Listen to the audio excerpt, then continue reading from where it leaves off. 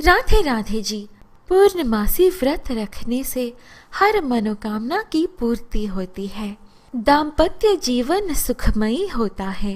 धन संबंधी परेशानियां दूर होती हैं। व्रती के माता के स्वास्थ्य में सुधार आता है तथा वे दीर्घ आयु होती हैं और जातक के कुंडली में चंद्र दोष समाप्त होता है। भगवान श्री हरि विष्णु जी की असीम कृपा प्राप्त होती है। इस वीडियो में प्रस्तुत है पूर्णमासी की कथा श्रवण करने से पूर्व हमेशा की तरह ओम नमो भगवते वासुदेवाय लिखकर अवश्य कमेंट करें और इस वीडियो को लाइक करना ना भूलें। यदि आपने अभी तक हमारे चैनल को सब्सक्राइब नहीं किया है तो अभी सब्सक्राइब कर दें। अनेक प्रकार के रत्नों से परिपूर्ण कार्तिका नाम की एक नगरी थी। वहाँ पर धनेश्वर नाम का एक ब्राह्मण था। उनको एक बड़ा दुख था कि उनके कोई संतान नहीं थी। एक समय एक बड़ा तपस्वी योगी उस नगरी में आया। वह योगी उस ब्राह्मण के घर को छोड़कर अन्य सब घरों से भिक्षा लाकर भोजन किया करता था। अपनी भिक्षा के अनादर से दुखी होकर धनेश्वर योगी से बोला, महात्मन, आप सब घरों से भिक्षा लेते हैं परंतु मेरे घर की भिक्षा कभी भी नहीं लेते, इसका कारण क्या है? योगी ने कहा कि निस्संतान के घर की भीख पतितों के अन्न के तुल्य होती है और जो पतितों का अन्न खाता है वह भी पतित हो जाता है। चूँकि तुम निस्संतान हो अतः पतित हो जाने के भय से मैं तुम्हारे घर की भिक्षा नहीं लेता हूँ। धनेश्वर यह बात सुनकर अपने मन में बहुत दुखी हुआ तथा आर्त भाव से कहने लगा, हे महाराज, यदि ऐसा है तो आप मुझको पुत्र प्राप्ति का उपाय बताइए। यह सुनकर योगी कहने लगे, हे ब्राह्मण, तुम चंडी की आराधना करो। घर आकर उसने अपनी स्त्री से सब वृत्तांत कहा और स्वयं तप के निमित्त वन में चला गया। वन में जाकर उसने चंडी की उपासना की और उपवास किया।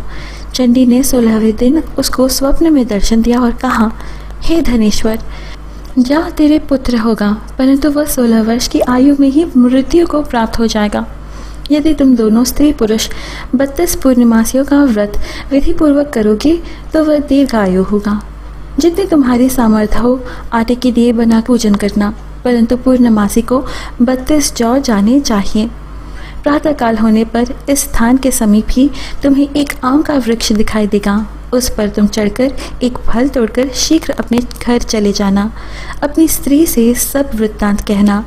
ऋतु स्नान के पश्चात वह स्वच्छ होकर उस फल को खा लेगी। तब शंकर भगवान की कृपा से उसको गर्भ हो जाएगा।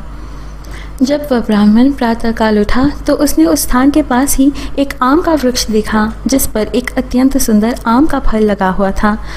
उस धनेश्वर ब्राह्मण ने जल्दी से उस फल को तोड़कर अपनी स्त्री को ला कर दिया और उसकी स्त्री ने अपने पति के कथानुसार उस फल को खा लिया और वह गर्भवती हो गई। देवी जी की असीम कृपा से उसे एक अत्यंत सुंदर पुत्र उत्पन्न हुआ जिसका नाम उन्होंने देवीदास रखा।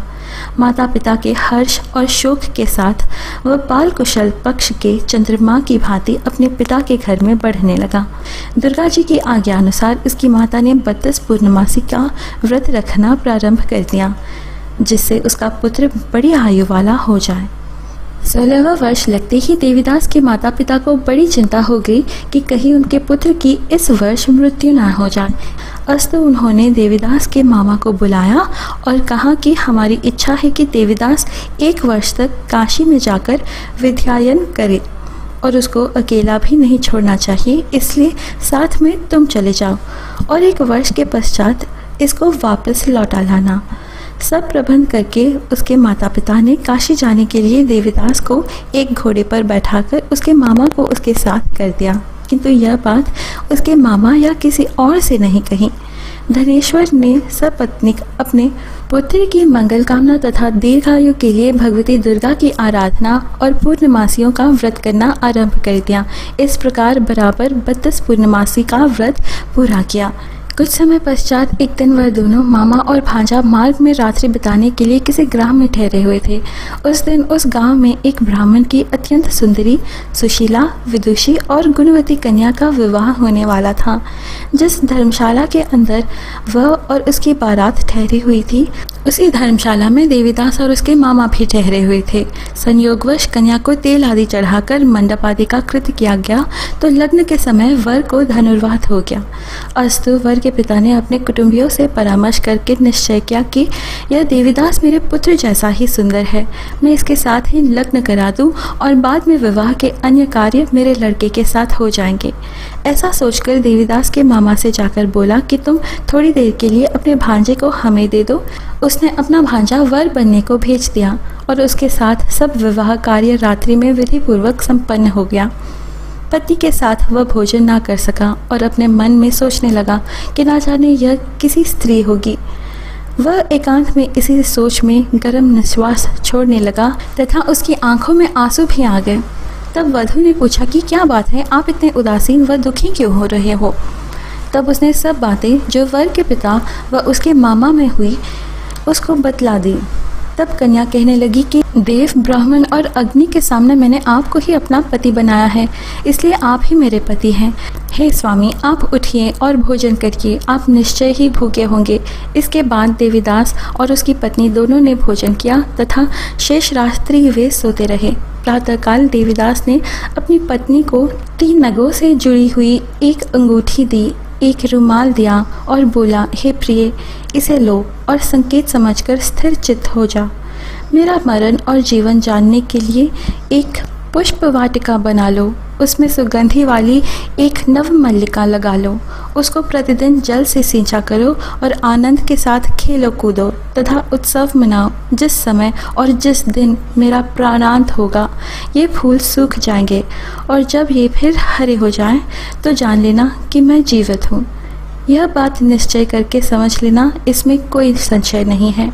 यह समझाकर वह चला गया। प्रातःकाल होते ही वहाँ पर गाजे बाजे बजने लगे और जिस समय विवाह के कार्य समाप्त करने के लिए वर तथा सब बाराती मंडप में आए तो कन्या ने वर को भली प्रकार से देखकर अपने पिता से कहा कि यह मेरा पति नहीं है, मेरा पति वही है जिसके साथ रात्रि में मेरा पाणिग्रहण हुआ था, इसके साथ मेरा विवाह नहीं हुआ है।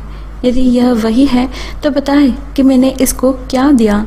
मधुपर्क और कन्यादान के समय जो मैंने भूषण आदि दिए थे उन्हें दिखाए तथा रात में मैंने क्या गुप्त बातें कही थी वह सब सुनाए। पिता ने उसके कथानुसार वर को बुलवाया। कन्या की यह सब बातें सुनकर वह कहने लगा कि मैं कुछ नहीं जानता। इसके पश्चात लज्जित होकर वह अपना सा मुंह लेकर चला गया और सारी बारात भी अपमानित होकर वहां से लौट गई। इस प्रकार देवीदास काशी विद्यायन के लिए चला गया। जब कुछ समय बीत गया तो काल से प्रेरित होकर एक सर्प रात्रि के समय उसको डसने के लिए वहां पर आया। उस विषघर के प्रभाव से उसके शयन का स्थान चारों ओर से विष की ज्वाला से विषैला हो गया, परंतु व्रतराज के प्रभाव से उसको काटने न पाया, क्योंकि पहले ही उसकी माता ने 32 पूर्णिमा का व्रत कर रखा था। इसके बाद मध्याह्न के समय स्वयं काल वहां पर आया और उसके शरीर से उसके प्राण को निकालने का प्रयत्न करने लगा, जिससे वह मूर्छित होकर पृथ्वी पर गिर पड़ा। भगवान की कृपा से उसी समय पार्वती जी के साथ श्री शंकर जी वहां पर आ गए। उसको मूर्छित दशा में देखकर पार्वती जी ने भगवान शंकर से प्रार्थना की कि हे महाराज, इस बालक की माता ने पहले 32 पूर्णिमा का व्रत किया था, जिसके प्रभाव से हे भगवान आप इसको प्राणदान दें। भवानी के कहने पर भक्त वत्सल भगवान शिव जी ने उसको प्राणदान दे दिया। इस व्रत के प्रभाव से काल को भी पीछे हटना पड़ा और देवीदास स्वस्थ होकर बैठ गया। उधर उसकी स्त्री उसके काल की प्रतीक्षा किया करती थी। जब उसने देखा कि उस पुष्प वाटिका में पुत्र पुष्प कुछ भी नहीं हो रहे तो उसको अत्यंत आश्चर्य हुआ, और जब वह वैसे ही हरी भरी हो गई तो वह जान गई कि वह जीवित हो गए हैं। यह देखकर वह बहुत प्रसन्न मन से अपने पिता को कहने लगी कि पिताजी, मेरे पति जीवित हैं, आप उनको ढूंढिए। जब 16वां वर्ष व्यतीत हो गया तो देवीदास भी अपने मामा के साथ काशी से चल दिया। इधर उसे ससुर उसको ढूंढने के लिए अपने घर से जाने वाले ही थे कि वह दोनों मामा भांजा वहां पर आ गए। उसको आया देखकर उसका ससुर बड़ी प्रसन्नता के साथ अपने घर में ले आया। उस समय नगर के निवासी भी वहां इकट्ठे हो गए और सब ने निश्चय किया कि अवश्य ही इसी बालक के साथ इस कन्या का विवाह हुआ था।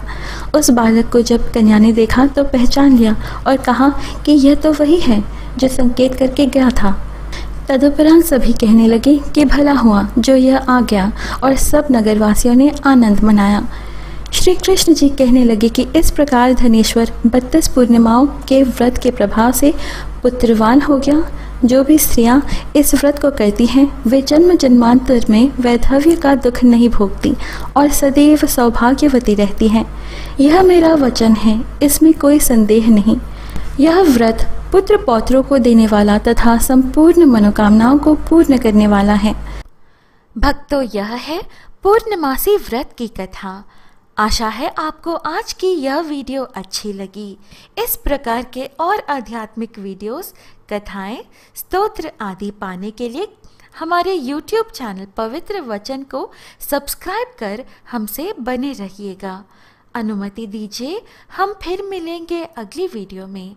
जय श्री कृष्ण, राधे राधे। जय भगवान श्री हरि विष्णु जी की।